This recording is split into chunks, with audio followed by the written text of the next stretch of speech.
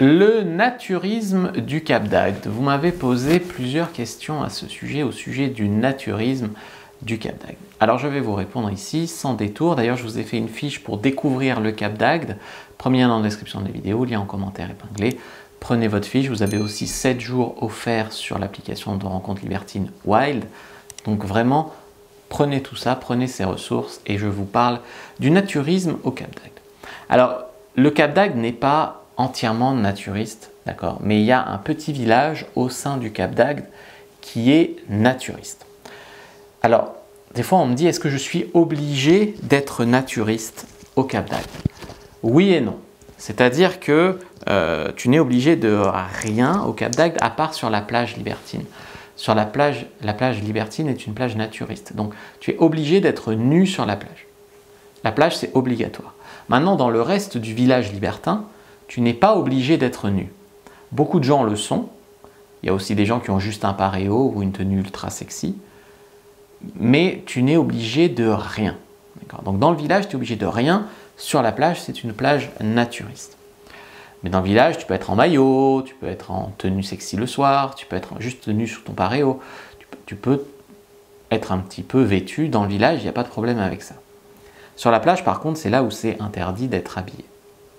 Dans le village du Cap d'Agde, il y a un phénomène intéressant, c'est que les libertins fréquentent les naturistes. Et c'est pas toujours en toute amitié, d'accord? C'est-à-dire que tout le monde s'est mis à cet endroit-là, mais c'est pas en toute amitié. Tu vois, les textiles, les non-textiles, les libertins, les non-libertins, les naturistes, les non-naturistes, c'est pas tout à fait la même chose. Et il y a beaucoup de naturistes qui râlent contre les libertins. Par exemple, ils disent, moi je viens faire du naturisme en famille depuis 20 ans et je vois dans la rue des trucs complètement dévergondés, je veux pas que mes enfants voient ça. Donc tu vois, il y a des naturistes qui n'aiment pas les libertins et les libertins ne sont pas non plus tous naturistes, d'accord? Donc on peut être libertin sans être naturiste, on peut être naturiste sans être libertin et inversement. Et ça peut poser des problèmes parce que ça crée le libertinage dans le village, un environnement très sexuel, qui, notamment avec des enfants, des familles, ça peut créer des problèmes. En plus, c'est pas le même mode de vie, tu vois. Le naturisme, c'est un mode de vie qui implique une pratique collective du nudisme, d'accord? Donc, c'est le nudisme en collectivité, avec quand même une idée, une philosophie de vie de retour à l'état naturel, retour à la nature. Voilà, dans le naturisme, dans la nudité, on cherche le retour à la nature. Et il y a même eu une époque très lointaine où c'était une doctrine médicale. On te disait que tu serais moins malade en étant nu.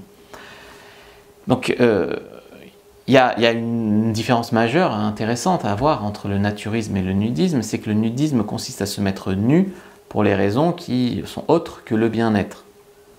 Un nudiste peut se déshabiller pour un événement, pour une baignade, pour une manif ou pour bronzer, ou voilà, pour des raisons comme ça.